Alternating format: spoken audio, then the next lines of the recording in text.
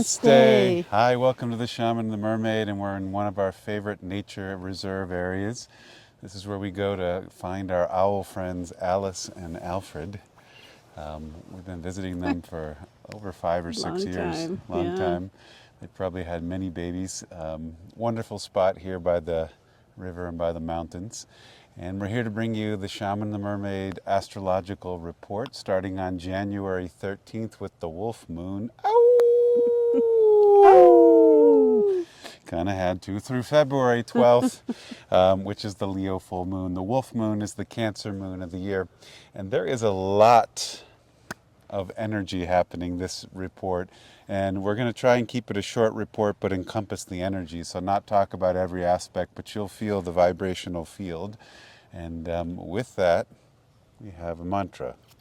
Yes, the big elements of this report have to do with Mercury and Uranus predominantly, and Aquarius. So with those, there's a lot of communication, electricity, kind of feeling. And so we said, expect the unexpected and bring your head to the heart, because I think there could be a lot of potential for sudden, random change, energies moving quickly, very mercurial time, very Uranian time. And so it's best to have that flexibility, be able to move quickly, get your do-si-do on, because there's a lot of quick steps that are potentially in the field. And if we want just slow, steady, even, that's not going to be what's going on. And we said bring the head to the heart, because when you need to navigate those quick turns and those sudden changes that come to us, if we're doing it from the mind, we end up sometimes operating from a place of fear, or even operating from that quick knee-jerk reaction. And if we bring our consciousness down to our heart and operate with those sudden changes from that place, we make more sound decisions that have a lot more discernment to them. So that's our suggestion, is expect the unexpected and bring the head to the heart. And the wolf full moon on January 13th in Cancer is at the same time as the sun trining Uranus, which is in Taurus. So there's that electric energy. Katrina and I were talking about this, and the Cancer full moon brings up a lot of emotion, brings up a lot of creativity, brings up a lot of water element. And the sun trine Uranus is a positive, harmonious aspect. So this start could be a lot of like creativity, initiation, a lot of breakthrough energies, and a lot of seeing perspectives that you might not have seen before. The other side of it, though, is because the moon is in Cancer, which is its home sign. So it does have that boon of feeling in its comfort zone, but that's emotion on emotion. So there could be a lot of turbulent waters as well, emotionally, where all of our feels go all the way to the deep end, and we feel like we're drowning in our sorrows or our fears or our anger, whatever is the heightened emotion at the time, as well as the positives, lots of joy, a lot of creativity, as Michael said. So just holding awareness of it. But that's the flavor or the kickstart for the whole next month cycle that takes us into the Leo full moon at the end of the report.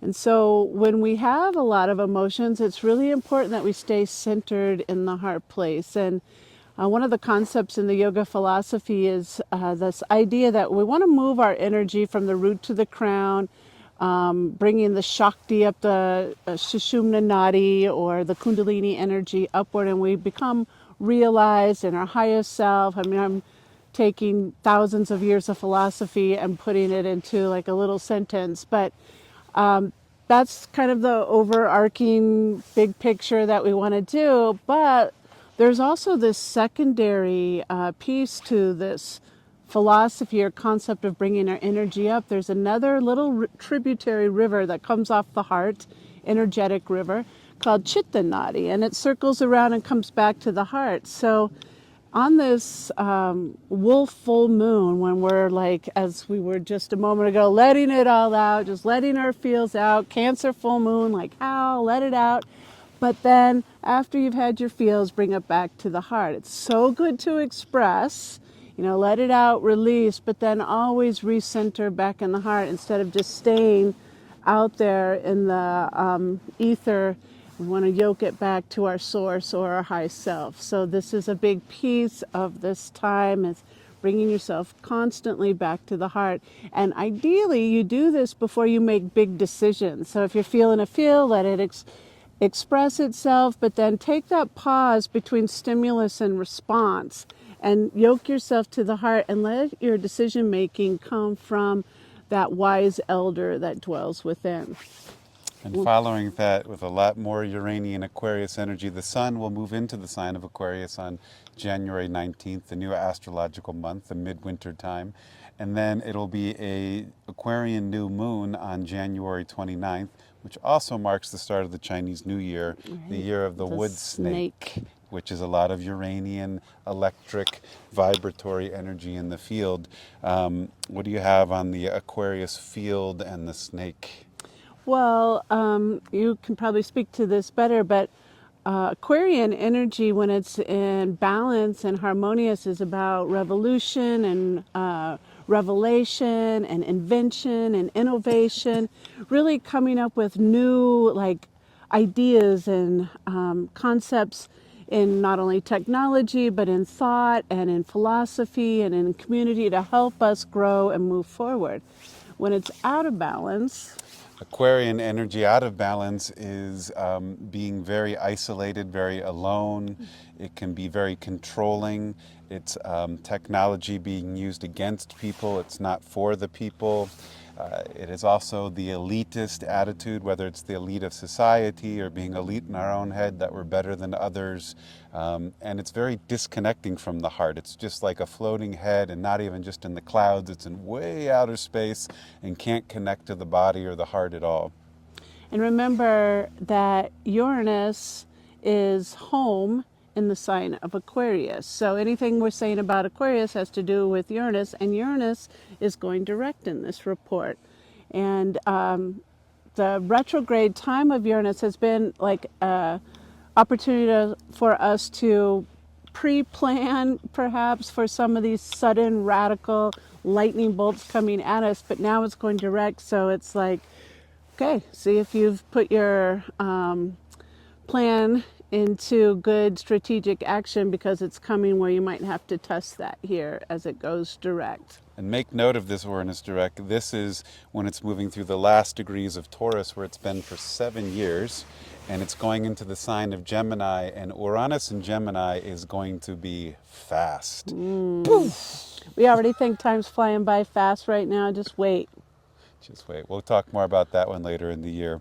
After that, we have one of our favorite quarter seasons or mystical turns on the wheel, Imbolc, which is February 2nd. You probably know it as Groundhog's Day, unless you're an astrologer and you know it as Imbolc.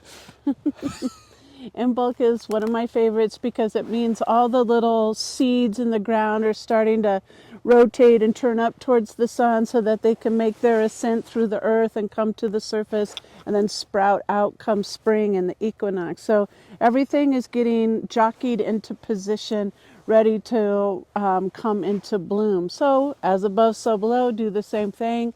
Jockey yourself, get ready for your bloom come spring. What things do you need to get ready for this awakening that's coming? And that's a great word, by the way, for Aquarius. And we have Pluto in Aquarius, and we have Sun in Aquarius. Mercury. The moon will be in Aquarius. Mercury is going to go into Aquarius. A lot of Aquarian energy.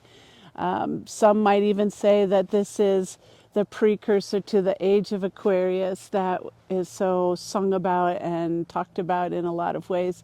But this is where we really start to bring our ideas to the surface. So what do you need to do to prepare for that book to be written, or that play to be performed, or that business to open up? Whatever it is, start getting that website in order and make those phone calls to do the things that you need to do. So embulking yourself, getting yourself turning towards the light so you can bloom. One of our last big aspects is Jupiter going direct. That's another Jupiter big planet. has been going retrograde in Gemini, and now it's going forward. And I think this is a good stabilizer for all of that frenetic, electric, changing, revolutionary, revealing energy, because Jupiter is about faith and trust and things non-physical and belief. And I think during this time, it's going to be a little wild with what's going on around the world and society and countries. However, it's going to be very fertile in the energy field for those who have the faith and trust to do the things that their Dharma are here to do, and can be very fruitful and very opening as long as it's coming from the heart, because the heart can magnetize 10,000 times more than the head can. And so Jupiter is going forward and saying, believe, trust, vision, quest. And one final aspect that we have that we think is pretty big is Sun square Uranus, and that's happening on February 11th. What do you have on that one? Well, you said square, so then I'm already like eyes big, because that always means some sort of challenge. I would even go as far to say as difficulty. He calls it dynamic energy. He tries to spin it a little more positive. But Uncle Uranus is that wild card that anything can go, and the sun is like the radiating energy that we put out as a collective. So something suddenly is just going to come to a crashing halt on some level, or at least have some challenge to it big time. It could be something, the way our society shows up, that gets that lightning bolt attack to it, or it can be something more physical, like the fires in LA, or Or the markets. the markets crashing. Yeah, something like that. That it really has an effect on the way our outward society dwells. So I'm keeping my eye on that. That's February 11th, right before that Leo full moon that we'll meet you on next time.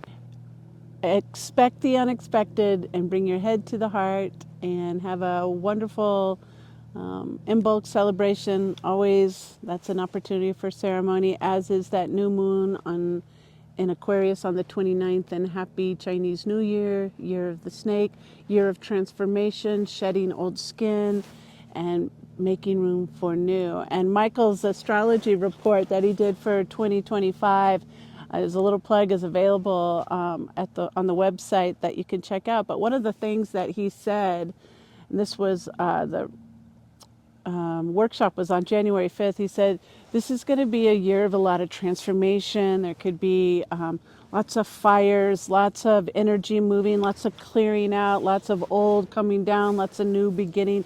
Year of transformation. And then the very next day, of course, the fires kicked off in Los Angeles with the Santa Ana winds. And blessings to those people. We wish them well, and hoping that everybody comes out of that okay as best that you can. But that's a little taste of what this 2025 could have in store. Expect the unexpected. Bring your head to the heart. Have faith, and trust that this inner knowing is the guiding factor for us. That's what we need to lean on at this time. All right, Yogi astrologers. Namaste. Namaste. Shri Ganesha Pahimu, Shri Ganesha, Shri Ganesha, Shri Ganesha Rakshamam. Jai Ganesha, Jai Ganesha, Jai Ganesha Pahimu, Shri Ganesha, Shri Ganesha, Shri Ganesha Rakshamam. Jai Ganesha, Jai Ganesha, Jai Ganesha Pahimu, Shri Ganesha.